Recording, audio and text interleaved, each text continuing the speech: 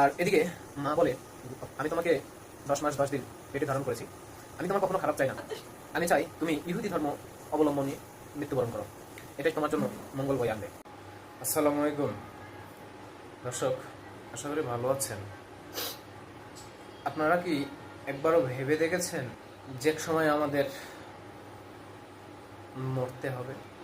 আমি কয়েকদিন আগে বই কিনেছিলাম, সে বইয়ে পড়তে গিয়ে এক জায়গায় দেখলাম লেখা আছে, মানুষ যখন মুমূর্ষ অবস্থায় পড়ে যায় বা একবারে মৃত্যুশয্যায় যখন চলে আসে, তখন নাকি শয়তান তাকে বিভিন্নভাবে বাবার রূপ ধরে আসে এবং মায়ের রূপ ধরে আসে, এসে নাকি সেই লোকটাকে বলে যে আমি তোমার বাবা, আমি তোমাকে কোলেপিটি করে মানুষ করেছি,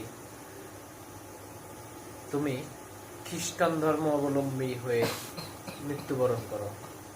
আর এদিকে মা বলে, অর্থাৎ মায়ের রূপ ধরে যে শয়তান আসে, সে বলে আমি তোমাকে 10 মাস 10 দিন পেটে ধারণ করেছি, আমি তোমার কখনো খারাপ চাই না, আমি চাই তুমি ইহুদি ধর্ম অবলম্বনে মৃত্যুবরণ করো, এটাই তোমার জন্য মঙ্গল বয়ে আনবে।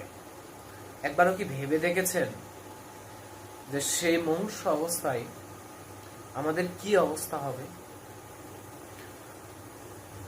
ঠিক ওই সময় যদি আল্লাহ তাআলা ফেরেশতার মাধ্যমে আমাদেরকে হেফাজত না করেন, আমাদের কি কোনো ফায়দা আছে এই শয়তানের এই অসওয়াসা থেকে বের হওয়ার? তাই বলবো, আমরা যারা মুসলমান আছি, মুসলমান হিসেবে আমাদের আল্লাহর ইবাদত করা, নামাজ পড়া আমাদের জন্য ফরজ। তাই আমরা সর্বাবস্থায় চেষ্টা করব একজন ভালো মুসলমান হওয়ার জন্য, একজন ইমানদার ব্যক্তি হয়ে মৃত্যুবরণ করার জন্য। তাই